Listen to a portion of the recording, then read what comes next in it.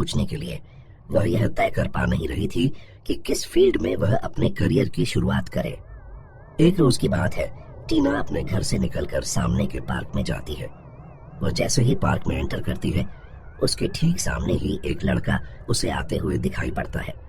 टीना की आंखें उस लड़के की आंखों से मिल जाती हैं। टीना को बहुत ही अजीब लगता है, क्योंकि उस लड़के की आंखें गुलाबी रंग की थीं। एक पल के लिए टीना के चेहरे में हंसी आ जाती है। वह सोचती है कि फैशन ने अब अपनी चरम सीमा पार कर ली है। लड़के लेंस लगा भी रहे तो इतने भड़कीले किस्म के कितना अजीब लग रहा है। खैर, वहां से मन हटाकर वह सामने के बेंच पर जाकर बैठ जाती है। पास ही में बच्चे खेल रहे थे। ठंडी ठंडी पवन के झोंके मन को तृप्त कर रही थी। टीना को काफी अच्छा लग रहा था। वह आसपास में लगे पेड़ पौधे, फूल बगीचे देखे जा रही थी। अचानक से टीना के मन में कुछ ख्याल आने लगता है। टीना के घर में पिछले देर रात काफी लड़ाई झगड़ा हुआ था। दरअसल टीना की छोटी बहन अंजलि की तबीयत ठीक नहीं रहती थी। टीना की माँ का कहना था कि उनकी बच्ची पर किसी ने काला जादू कर दिया है। यही कारण है कि लाख दवाइयां करने पर भी वह ठीक नहीं हो पा रही है। पर उसकी माँ की बातों का टीना के पिता पर कोई भी असर नहीं हो रहा था। यही कारण था कि उनके घरों में आए दिन इन सब बातों को लेकर लड़ाई झगड़ा हुए जा रहा था। टीना काफी फ्रस्ट्रेट हो चुकी थी। वह अपने आप में बड़बड़ाते हुए कहती है, इन सब बातों में मैं अपने बारे में सोच ही नहीं पा रही हूँ कि मैं आने वाले जीवन में क्या करूं। वैसे टीना ने कई कंपनीज में अप्लाई किया हुआ था, पर फिर भी ना जाने क्यों उसे कुछ भी अच्छा सूझ नहीं रहा था कि वह क्या करे। इन्हीं सब बातों को सोचते हुए टीना वापस अपने घर चली आती है। घर आकर वह एक न्यूज़पेपर को पढ़ने लगती है। न्यूज़पेपर के आखिरी पन्ने को पलटते वक्त उसकी नजर एक ऐड पर जाती है, जिसमें लिखा था, अपने आप को सुरक्षित करने के लिए तंत्र मंत्र का सहारा लीजिए। ये कोई बुरी बात नहीं है। जब तक कि आप अपने फायदे के लिए दूसरे को नुकसान न पहुंचाते हो, आइए तंत्र विद्या सीखिए और अपने आप को और अपने परिवार को काले जादू से सुरक्षित कीजिए। टीना को बहुत अजीब लग रहा था कि आखिरकार वह इतने ध्यान से कैसे इन सब बातों को पढ़ रही है।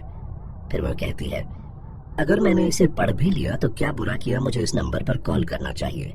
हो सकता है यह लोग शायद अंजलि की कुछ रियल में हेल्प कर पाए। नहीं नहीं, अगर डैडी को पता चला तो वह बहुत गुस्सा करेंगे। ये कहते हुए टीना अखबार मोड़कर एक तरफ रख देती है और अपने कामों में बिजी हो जाती है। रात के खाने के बाद वह वापस अपने कमरे में आती है और वह न्यूज़पेपर की तरफ देखने लगती है। वह मन ही मन सोचती है, आखिर इसमें क्या हर्ज है अगर वह एक बार इस नंबर पर फोन कर ले। टीना उस नंबर पर फोन मिला देती है। कॉल जा रहा होता है। सामने से किसी व्यक्ति की आवाज सुनाई पड़ती है कि हम आपकी कैसे मदद कर सकते हैं। टीना सारी बातों का जिक्र करती है। वह आदमी उसे कोई पता लिखने को कहता है और उस पते पर टीना को अगले दिन दोपहर में आने के लिए कहता है। अगला दिन आता है। टीना सुबह जल्दी उठकर अपने लिए खुद ब्रेकफास्ट बनाकर घर से जल्दी निकल जाती है, ये सोचते हुए कि किसी भी हाल में उसे लेट नहीं होना है। वक्त से पहले ही टीना उस पते पर पहुंच जाती है। काफी सुनसान थी वह जगह। टीना को अचानक से अजीब और डर लगने लगा था। उस जगह पर कोई नहीं था, बिल्कुल सन्नाटा छाया हुआ था। पास में एक छोटी सी घर थी जो बिल्कुल काली पड़ चुकी थी। दीवारें टूटी फूटी हुई थी। छत की दीवारें भी बिल्कुल टूट चुकी थी। टीना बड़बड़ाते हुए कहती है, अरे ये कौन सी जगह बुला लिया, कहीं ये लोग फ्रॉड तो नहीं है, कहीं लुटेरे तो नहीं। यहाँ तो एक चिड़िया भी दिखाई नहीं दे रही। और इतना टूटा घर, इनके पास घर के छत को बनाने के लिए पैसे नहीं है, पर पेपर में ऐड देने के लिए है। वह ये सब बोल ही रही थी कि पीछे से किसी ने उसके कंधे पर हाथ रखा। वह चौंक जाती है और झटके से पीछे मुड़कर देखती है। टीना के सामने एक पतला दुबला आदमी खड़े होकर था, जो उसे देखकर मुस्कुरा रहा था। वह कहता है, शायद तुम्हें बहुत ही ज्यादा मदद की जरूरत है, इसीलिए तुम इतनी जल्दी आ गई। खैर कोई बात नहीं, अच्छा है, अंदर आ जाओ। उस वक्त टीना को लग रहा था कि शायद कुछ बुरा होने वाला है। शायद उसने खुद अपने मौत की दावत उनके हाथों दे दी है। एक लड़की होने के बावजूद भी वह उस आदमी के साथ क्यों चली जा रही है? वह उसे मना करके वापस लौट भी सकती है। पता नहीं टीना को क्या हो गया था। ना चाहते हुए भी वह उस आदमी के पीछे पीछे उस घर के अंदर जा रही थी, जैसे वह मंत्र मुग्ध हो गई हो किसी छोटी बच्ची की तरह वह पीछे पीछे उस आदमी के साथ चली जा रही थी। टीना अंदर की तरफ आ जाती है। सामने काफी सारे तंत्र विद्या के सामान बिखरे पड़े थे, खून खोपड़ी और भी विभिन्न तरह की चीजें जो तंत्र मंत्र प्रक्रिया करते वक्त लगती हैं। वह सारी चीजें जमीन में बिखरी हुई थी। वहां बीचों बीच एक एक आदमी बैठकर कुछ मंत्र पढ़ रहा था। वह टीना को देखकर रुक जाता है और उसे सामने आकर बैठने को कहता है और बोलता है, डरो मत, हम बुरे नहीं हैं। हमारा काम अच्छाई करना है। जो तुमने हमें बतलाया था अपनी बहन के बारे में, मैंने उन बातों को गौर किया। मैंने अपने तंत्र विद्या के बलबूते बहुत कुछ भयावह बातों का पता भी किया। वह आदमी टीना से पूछता है कि बीते कुछ दिनों से उसके सोसाइटी में कुछ अजीबोगरीब चीजें हो रही हैं। क्या कुछ ऐसा जो कुछ नया हो, अजीब लगे? टीना एकदम से कहती है, हाँ गुरुजी, हाँ कुछ तो हो रहा है गलत। मेरे सोसाइटी के कई लोग मारे जा चुके हैं, करीबन 6 से 7 जना। डर का माहौल भी है, कोई सोसाइटी छोड़कर जा भी नहीं पा रहा है। आखिर कितनों ने अपनी पूंजी लगाकर उस घर को खरीदा है। मेरी माँ को लगता है कि किसी ने टोटका कर दिया है या फिर सब पर काला जादू कर दिया है। यही कारण है कि सब लोग मर रहे हैं और इसलिए मेरी माँ को यह शक हो गया है कि मेरी बहन पर भी किसी ने काला जादू किया है, इसीलिए वह बीमार रहती है। वह आदमी टीना से कहता है कि आपके बहन पर काला जादू नहीं हुआ है, जबकि यह काम खून चूसने वाले पिशाच का है। यह वाक्य सुनकर टीना चौंक जाती है। क्या खून चूसने वाले पिशाच? यह कैसे हो सकता? आज के युग में नहीं, ये सब फिल्मी बातें हैं। असल जिंदगी में इसका कोई लेना देना नहीं है। टीना को समझाते हुए वह पतला दुबला आदमी कहता है कि वे लोग संस्था चलाते हैं जिसमें भूत प्रेत चुड़ैल को पकड़कर इसी घर में कैद कर लिया जाता है। हमारे गुरुजी ऐसी ही चीजों में रुचि रखते थे। उनका काम जन कल्याण के लिए ही था। वह जगह जगह जाकर ऐसी चीजों से लोगों को छुटकारा दिलाते थे। उनका गुजर बसर इन्हीं सब चीजों से होता था। वह लोगों की मदद करते थे। लोग अपनी क्षमता के अनुसार उन्हें जो भी देते वह स्वीकार करते, जिससे उनका घर चलता था। उनकी दी हुई सिद्धियों के ही कारण आज उनके सुपुत्र यहाँ है। उन्हें पता चल जाता है कि किस जगह किस चीज का ज्यादा उपद्रव है। ऐसे देखा जाए तो संसार में मनुष्य है तो साथ ही साथ प्रेत आत्माएं भी हैं। बस हमारी आंखें उन्हें देखने में असमर्थ है। टीना को कुछ समझ में नहीं आ रहा था। वह बेचैनी के साथ गुरुजी से पूछती है, इसमें मेरी बहन का क्या लेना देना और हमारी ही सोसाइटी क्यों गुरुजी? गुरुजी बतलाते हैं, ये उन पर निर्भर करता है कि वह कब और किस जगह जाकर हमला करें। यह कोई भूत प्रेत आत्मा नहीं जिन्हें आसानी से मंत्रों की शक्ति से कैद कर लिया जाए। इनसे लड़ने के लिए अधिक सावधानी बरतनी पड़ती है, क्योंकि इंसान के साथ साथ ये चलते हैं और इंसान के आसपास बड़ी ही आसानी से रहते हैं। इन्हें पकड़ पाना और वश में कर पाना बहुत ही मुश्किल है। इन्हें पकड़ने के लिए, इन्हें मात देने के लिए हमारे पास एक ठोस योजना होनी चाहिए। टीना पूछती है, वह सब तो ठीक है गुरुजी, तो क्या उन्होंने मेरी बहन की तबीयत खराब की है? उसमें क्या कोई मंत्र फूंका है? गुरुजी टीना को बतलाते हैं कि पिशाच ने उसकी बहन के हाथ में काटा है, जिसके कारण उसकी बहन की तबीयत ठीक नहीं चल रही है। टीना पूछती है, तो फिर क्या मेरी बहन भी पिशाच में बदल जाएगी? जीना में सर हिलाते हैं और कहते हैं कि नहीं, ये उन पर निर्भर करता है कि वह किससे खून चूसने वाले पिशाच में परिवर्तित करें। असल जिंदगी में बेटी बहुत सारी बातें अलग होती है। तुम ज्यादा मत सोचो, बस हम जैसा कहते हैं बस वैसा करो। टीना वहां से उठकर गुरुजी से कहती है कि फिलहाल के लिए वह उन्हें कुछ ऐसी चीज दें जिससे वह अपनी बहन की जान बचा पाए, उसकी तबीयत कुछ हद तक ठीक हो पाए। गुरुजी उसे विभूति देते हैं और कुछ खाने के लिए प्रसाद के रूप में फल देते हैं। वह टीना से कहते हैं कि उसकी बहन को बिल्कुल भी बाहर निकलने मत देना, कुछ दिनों के लिए या फिर कुछ महीनों के लिए। अगर जान प्यारी है तो अपने परिवार को भी सतर्कता के साथ रहने के लिए कहते हैं और टीना को मना करते हैं कि वह इन सब बातों का जिक्र सोसाइटी में किसी से भी ना करें, यहाँ तक अपने माता पिता से भी नहीं, क्योंकि एक बार अगर उन पिशाचों के कानों में भनक भी पड़ गई तो वे लोग किसी को भी नहीं छोड़ेंगे। वह लोग मिलकर एक साथ हमला करके एक ही क्षण में सभी की प्राणों की बलि ले लेंगे। इसलिए जो भी काम करना होगा बड़ी ही होशियारी के साथ। वह टीना से कहते हैं कि सबसे पहले यह विभूति लेकर सोसाइटी की चारों ओर छिड़क दो इस भभूति के प्रभाव से वे सारे पिशाच उसके सोसाइटी में एंटर नहीं कर पाएंगे, जिससे कुछ हद तक सभी सोसाइटी के लोग सुरक्षित रहेंगे। साथ ही साथ गुरुजी टीना को अपनी योजना के बारे में बतलाते हैं। योजना के अनुसार वह टीना को एक ताबीज भी पहनाते हैं, जिससे इंसान और पिशाच में फर्क किया जा सकता है। अर्थात अगर टीना के सामने कोई पिशाच आ खड़ा हुआ तो वह उसे पहचान जाएगी, वह चाहे किसी भी भेष में हो, पर टीना को वह पिशाच के रूप में ही दिखेगा। इन सब बातों में रात काफी हो गई थी। रात के करीबन 11:30 बज चुके थे। टीना की माँ परेशान होकर टीना को लगातार फोन किए जा रही थी। बाहर का माहौल इतना खराब था और देर रात उनकी लड़की घर से बाहर थी। टीना की माँ का बुरा हाल हो रहा था। फाइनली सारी बातें खत्म होती है और गुरुजी असिस्टेंट टीना को घर तक छोड़ आते हैं। टीना की माँ टीना को देखते के साथ ही गुस्सा करती है और कहती है, क्या तुम्हें बाहर के माहौल के बारे में पता नहीं है? क्या तुम्हें पता नहीं कि सोसाइटी में कितनी सारी मौतें हो चुकी हैं, फिर भी तुम देर रात आजाद पंछी बनकर घूम रही हो? क्या तुम्हें अपने माता पिता की जरा सी भी फिक्र नहीं? क्या तुम्हें अपनी बहन की भी फिक्र नहीं? टीना अपनी माँ को शांत करते हुए कहती है, माँ मुझे माफ कर दीजिए, मुझसे गलती हो गई कि मुझे आने में लेट हो गई। फिलहाल आप गुस्सा शांत कीजिए और मुझे कुछ खाने को दीजिए, मुझे बहुत जोरों की भूख लगी है। टीना की माँ टीना को माफ कर देती है और खाना लेने के लिए अंदर किचन में चली जाती है। टीना के मन में उस वक्त ढेरों बातें चल रही थी। खाना परोसा जा चुका था। टीना खाना खाते खाते उन्हीं सब बातों को सोच रही थी जो गुरुजी ने उसे करने को कहा था। अगले सुबह तड़के में ही 5 बजे भोर में ही टीना अपने घर से निकलती है और पार्क की तरफ जाने लगती है। पार्क में वह जॉगिंग करते वक्त एक्सरसाइज करने लगती है। अचानक से सामने से 3-4 लोग उसे आते हुए दिखाई पड़ते हैं। वे लोग भी ट्रैकिंग सूट में जॉगिंग करते करते उस पार्क में आए हुए थे। सारे इंसान तो उसे इंसान ही दिख रहे थे।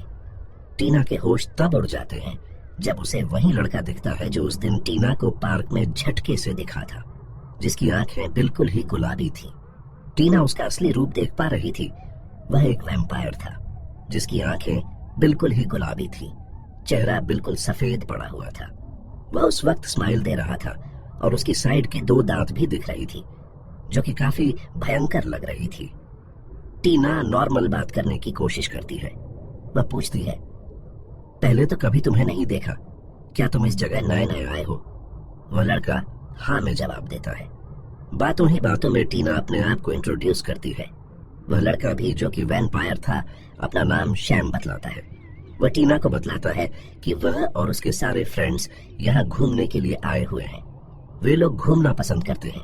ये एक तरह से बहुत कुछ जानने समझने को मिलता है और वह बहुत कुछ सीखते भी है, जैसे पर्टिकुलर देश के तौर तरीके, रहन सहन, स्वभाव, खाने पीने का अंदाज वगैरह वगैरह।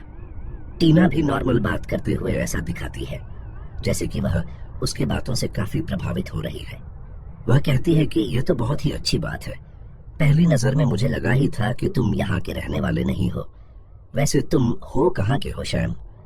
शैम टीना से कहता है कि वह ट्रांसिल्वेनिया रोमानिया क्षेत्र से आया है। टीना मन ही मन सोचती है कि गूगल में उसने इस जगह के बारे में बहुत कुछ सुना था। इसका मतलब यह सच है कि वहां पर ड्रैकुला रहते हैं। तो क्या वहां के लोगों की आबादी कम हो गई थी जो ये यहाँ मरने आ गए, यहाँ के लोगों को बेरहमी से मार रहे हैं? पर वह अपने मन को समझाते हुए कहती है कि क्या वह पागल हो गई है? चाहे वहां के लोग मरे या यहाँ के आखिरकार मर तो मासूम ही रहे हैं। टीना उसकी तरफ गुस्से से देखती है। इतने में उसकी नजर शैम से मिल जाती है और वह फिर स्माइल करने लगती है और उससे कहती है कि किसी दिन वह उसके घर आए खाना खाने के लिए। दरअसल यह सब गुरुजी की योजना के अनुसार ही हो रहा था। गुरुजी ने उससे कहा था किसी एक वैम्पायर से दोस्ती करनी होगी और उसे अपने घर में निमंत्रण देना होगा खाने के लिए। उन्होंने कुछ दिया भी था जिसे खाने में मिलकर उसे खिलाना होगा, जिसके जरिए वह उसे गुरुजी के पास ले आ सकती है और उस एक वैम्पायर के जरिए पूरे वैम्पायर आर्मी को खत्म किया जा सकता है। शैम टीना से कहता है कि फिलहाल उसके पास समय नहीं है, क्योंकि उसने उसे उसके घर खाने का निमंत्रण दिया है तो उसे आना तो पड़ेगा ही। यह कहकर शैम वहां से चला जाता है। इसके बाद अगले दिन से जब भी टीना अपने घर से किसी भी काम के लिए निकलती तो रोज शैम उससे मिलता। टीना की अब अच्छी खासी दोस्ती हो गई थी उस वैम्पायर के साथ। एक रोज की बात है, टीना अपने घर से निकलती है। टीना की माँ ने टीना को कुछ शॉपिंग करने के लिए कहा था। टीना शॉपिंग के लिए जा ही रही होती है कि रास्ते में उसे शैम मिल जाता है और वह टीना की हेल्प करने के लिए जिद करने लगता है। टीना कहती है कि ठीक है चलो। वह मन ही कहती है कि शॉपिंग मॉल में लोगों को देखने के लिए जा रहा है कि कौन कितना तगड़ा मोटा ताजा है जिसे वह झटके से मारकर अपना शिकार बना पाए और खून चूस पाए है। पर ऐसा कुछ नहीं होता है। वह तो काफी अच्छे से शॉपिंग में टीना की मदद किए जा रहा था। रह रह के टीना का ख्याल ऐसे रख रहा था जैसे टीना कोई उसकी पुरानी प्रेमिका हो। आसपास के लोग शैम के बर्ताव को ऐसे देख रहे थे जैसे वे दोनों काफी पुराने प्रेमी हो। देखा जाए तो सचमुच वह तो काफी प्यार मोहब्बत से बात कर रहा था। इसमें तो काफी तहजीब भरी हुई थी। टीना को काफी अच्छा भी लग रहा था। घर आते वक्त टीना शैम से पूछती है कि उसकी उम्र क्या है। शैम टीना से कहता है उसे ठीक से पता तो नहीं, पर हाँ वह उससे उम्र में बड़ा है। टीना: ओह अच्छा, अच्छी बात है। कोई बात नहीं, तुम घर कब आ रहे हो खाने पे? शैम उसे कहता है। बहुत जल्द अब टीना को काफी अजीब लगने लगा था। उसे हल्का हल्का आभास हो रहा था कि शैम उसे जिस नजर से देख रहा था जैसे वह उसे पसंद करने लगा था, या फिर यह उसकी कोई चाल तो नहीं उसे मारने की, उससे दोस्ती बढ़ाकर वह उसका खून चूसना चाहता हो। आखिरकार टीना भी तो उससे दोस्ती गुरुजी के कहने पर ही कर रही थी। उसे भी तो उस वैम्पायर को ठिकाने लगाना था। टीना अपने घर के दरवाजे से अंदर एंटर कर ही रही थी कि शैम टीना का हाथ पकड़ लेता है, उसके माथे पर एक किस कर देता है जिससे टीना शर्म से लाल हो जाती है। इससे पहले कि टीना शैम से कुछ पूछती, शैम जल्दी में वहां से चला जाता है। आज रात टीना को नींद नहीं आ रही थी। अब वह अपने आप को बार बार कोसे जा रही थी कि किस मनहूस घड़ी में उसने शैम से दोस्ती की। आखिर क्यों वह गुरुजी की बातों के चक्कर में पड़ गई? अगर उसे नहीं पता होता कि यहाँ इतने सारे वैम्पायर आ पड़े हैं तो वही अच्छा होता। टीना को लग रहा था कि अब वह भी शैम को पसंद करने लगी है। उसे घबराहट होने लगती है। वह उठकर ऐसी बंद करती है और खिड़की की तरफ जाकर उसे खोलकर बाहर की ठंडी हवा को अंदर आने देती है। बेचैन मन से वह इधर उधर देख रही थी कि अचानक उसे नीचे शैम खड़ा हुआ दिखाई देता है। वह हाथों से इशारा करके टीना को अपने पास बुला रहा होता है। टीना मन ही मन सोचती है कहीं ये मुझे मारकर खून पीने के लिए तो नहीं बुला रहा। पर फिर उसे एकाएक याद आता है कि गुरुजी के दिए हुए ताबीज तो उसके गले में ही है, जिसके रहते वह उसे मार नहीं सकता है। टीना नीचे की तरफ दौड़कर जाती है और धीरे धीरे उसकी तरफ बढ़ते हुए कहती है, देर रात 2 बजे तुम यहाँ क्या कर रहे हो? तुम्हें घर पर होना चाहिए। ऐसे बाहर क्यों खड़े हो? कोई देखेगा तो पागल या चोर समझेगा। तुम्हें रात सोने के लिए होती है ना। भी यह सब बोल ही रही थी कि शैम उसे गले लगा लेता है। टीना को काफी आश्चर्य हो रहा था। वह मन ही मन सोच रही थी इससे दोस्ती के हुए अभी उसे बस 1-2 महीने ही हुए हैं और यह सब क्या हो गया? क्या यह सचमुच मुझसे प्यार करने लगा है? शैम टीना की तरफ देखते हुए कहता है कि मुझे पता है कि तुम जानती हो कि मैं एक ड्रैकुला हूं। टीना अचंभित हो जाती है और धीरे से पीछे हट जाती है। कौतूहल भरी नजरों से वह शैम को एकटक देखे जा रही थी। शैम टीना से कहता है कि हाँ, यह बात सच है कि इस जगह के लोगों को मेरे ही कई दोस्तों ने मिलकर मारा है। पर मैं सच कहता हूं कि टीना, मैंने अभी तक यहाँ के किसी भी इंसान नहीं मारा है। ट्रांसिल्वेनिया में हमारा आतंक चरम सीमा पर था। जिंदा रहने के लिए मुझे लोगों का खून पीना ही पड़ता था। ये मेरे बस में नहीं था, पर मैं अपने दोस्तों की तरह हर वक्त लोगों का शिकार नहीं किया करता था। जब मेरी भूख मुझसे बर्दाश्त नहीं होती थी तभी मैं उनको अपना शिकार बनाता था। पर मेरे ग्रुप से अधिकतर वैम्पायर हैवानियत की हदें पार कर रहे थे। उन्होंने मिलकर एक पूरा गांव ही खाली कर दिया था, जिसके कारण वहां पर करीबन 10 से 20 प्रीस्ट को बुलाया गया, पवित्र जल का छिड़काव और विभिन्न तरह की क्रिया की गई। हमें हराने व वहां से भगाने का इंतजाम किया गया और वे कामयाब भी हुए। हमारे बहुत सारे साथी मारे गए। हमें कई दिनों तक छुप कर रहना पड़ा था। हम काफी कमजोर हो गए थे। हमने तय किया था कि कुछ समय हम दूसरे देश में जाकर बिताएंगे। जब हम पूरी तरह से ताकतवर बन जाएंगे तब हम वापस अपने देश जाकर बस जाएंगे और मिलकर सभी पर हमला कर देंगे। मैं यहाँ रह रहकर बहुत सारे ऐसे लोगों की मदद कर देता हूँ जिनकी जान को पिशाचों से खतरा होता है। मैं तुम्हें 1 हफ्ते से नहीं बल्कि 1 साल से देख रहा हूँ। पहले ही दिन तुम मुझे बहुत ही पसंद आ गई थी। तुम्हारा स्वभाव तुम्हें सबसे अलग बनाता है। तुम मुझे बहुत पसंद हो। मेरे बाकी दोस्तों को इन बातों का पता चल गया कि मैं इंसानों की मदद करता हूँ। उन्होंने मुझे अपने मंडली से बाहर निकाल दिया, यह कहते हुए कि मैं ड्रैकुला के नाम पर कलंक हूँ। मुझे इंसानों के खून पीने में तकलीफ होती है। टीना धीरे धीरे से आगे बढ़कर शैम से पूछती है कि उसके बाकी के मंडली के लोग कहाँ हैं जो इंसानों का कत्ल कर रहे हैं। और तुम सुबह और दोपहर कैसे चलते हो ड्रैकुला? तो धूप में नहीं निकल सकते ना? इस बात पर शैम टीना को बतलाता है कि उसने जो लिबास पहना है वह उनके शरीर को धूप से बचाता है, जिसके कारण उन्हें कोई भी हानि नहीं होती है। टीना शैम से कहती है, शैम तुम तो बहुत अच्छे ड्रैकुला हो, ये जानते हुए भी कि मैं तुम्हें मारना चाहती हूँ, फिर भी तुम मेरे साथ रहे। खैर कोई बात नहीं शैम, तुम यहाँ से चले जाओ और जाते हुए मुझे तुम्हारी मंडली के किसी भी एक जने का पता दे दो। मुझे उसे गुरुजी के पास ले जाना होगा। उसके जरिए गुरुजी बाकी सारे ड्रैकुला का खात्मा कर पाएंगे। टीना को ऐसा कहते हुए अच्छा तो नहीं लग रहा था, पर फिर भी उसने साहस करके कहा कि मुझे तुम्हारे एहसास की कद्र है, पर फिर भी तुम एक रक्त पिशाच हो। कहा मैं एक इंसान, हमारा कोई मेल नहीं हो सकता, पर फिर भी हम अच्छे दोस्त हमेशा रहेंगे। प्लीज शैम, मुझे उनका पता बतला दो और तुम यहाँ से दूर चले जाओ।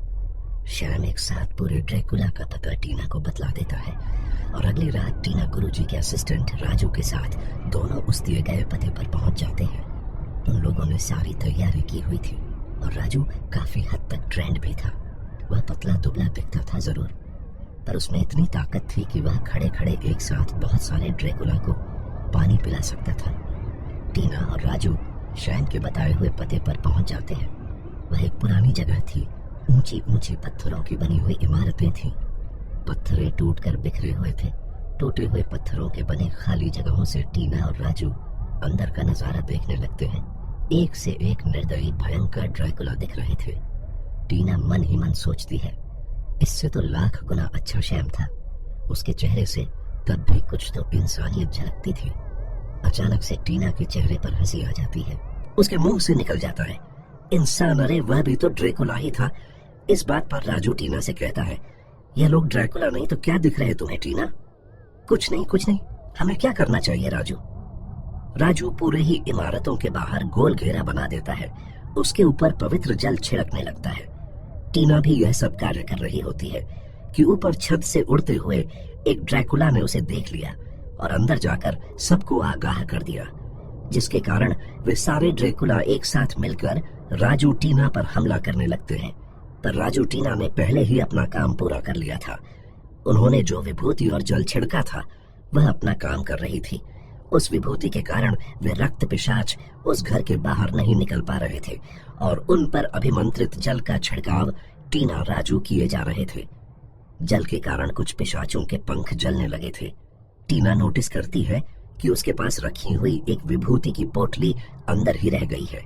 वह घेरे के अंदर जाकर उसे लेने जाती है कि एक वैम्पायर उसके ऊपर हमला कर देता है। वह चिल्लाकर जोरों से भागने लगती है, पर सामने से एक और वैम्पायर आ जाता है। वे दोनों टीना को मारने ही वाले थे कि इतने में शैम आकर टीना को बचा लेता है। टीना शैम को जोर से पकड़ लेती है और उसका शुक्रिया अदा करने लगती है कि उसने समय पर आकर उसकी जान बचा ली। राजू शैम को मारने के लिए दौड़े चला आता है, पर टीना उसे रोक लेती है और कहती है कि इसी ने मेरी मदद की है और इसी ने मुझे इन रक्त पिशाचों का पता भी दिया है। राजू को भरोसा ही नहीं हो रहा था।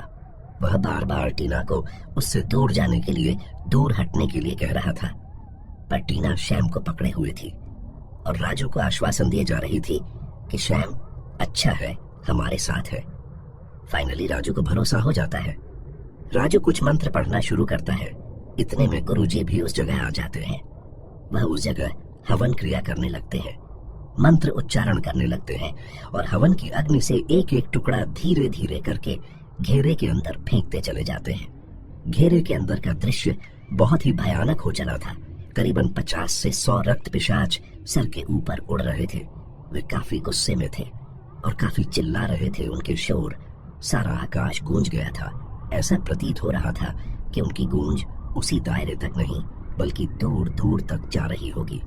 जैसे जैसे वन के जलते हुए टुकड़े घेरे के अंदर फेंकते जा रहे थे, वैसे वैसे उन ड्रैकुला के शरीरों में आग लगनी शुरू हो गई थी। वह चिल्ला रहे थे। गुरुजी ने मंत्र पढ़ना नहीं छोड़ा था। अंत तक वह मंत्र पढ़ते गए। देखते देखते कुछ ही पलों में सारे ड्रैकुला जलकर मरने लगे थे। उनके शोर से सारा आसमान गूंज उठा था। टीना भी है यह सब नजारा देखकर काफी डर रही थी। अचानक से उसकी नजर शैम की तरफ जाती है। गुरुजी के हवन से निकले हुए आखिरी अग्नि के कण को फेंकते के साथ ही शैम के पंखों में भी आग लगनी शुरू हो गई। टीना से देखा नहीं गया। वह अपने दुपट्टे से शैम के शरीर में लगी हुई आग को बुझाने की कोशिश करने लगती है। टीना की आंखों से न जाने क्यों आंसू की बूंदें टपकने लगी थी। वह जितनी भी जोरों से दुपट्टे से आग बुझाने की कोशिश कर रही थी, पर उतनी ही तेजी से शैम का शरीर जलने लगा था। शैम टीना को अपने आप से दूर करने की कोशिश करता है, पर टीना उसे छोड़ नहीं रही होती है। शैम टीना से कहता है, दुखी मत हो टीना, जो होता है अच्छे के लिए ही होता है। ईश्वर से प्रार्थना है कि वह अगले जन्म में मुझे इंसान के रूप में ही इस पृथ्वी पर भेजे और तुम मुझे मेरी जीवन संगिनी के रूप में मिलो, जिसके साथ मैं खुशी खुशी अपना सारा जीवन बसर कर पाऊं। यह कहने के साथ ही वह टीना के सर को चूम लेता है और झटके से अपने से अलग करके दूर धक्का देकर फेंक देता है। टीना के भी हाथों में जलने की चोटें आ गई थी। देखते ही देखते टीना की आंखों के सामने ही शैम जलकर खाक हो जाता है। टीना फूट फूट कर रो रही होती है। गुरुजी टीना के पास आते हैं और उसे उठाते हैं। उसके आंसुओं को पोंछते हुए कहते हैं कि उसने आज बहुत ही नेक कार्य किया है। उसने न केवल बुरे पिशाचों का खात्मा किया, बल्कि एक अच्छे पिशाच की मुक्ति भी कराई है। गुरुजी टीना को लेकर उस जगह से दूर जाने लगते हैं। टीना पीछे पलटकर आंसुओं से भरी आंखों से देखती है। गुरुजी की बातों को गौर करती है, शैम की कही गई बातों को याद करती है और एक हल्की सी मुस्कान भरती है, यह कहते हुए कि हम जरूर मिलेंगे शैम, इस जन्म में ना सही तो अगले जन्म में।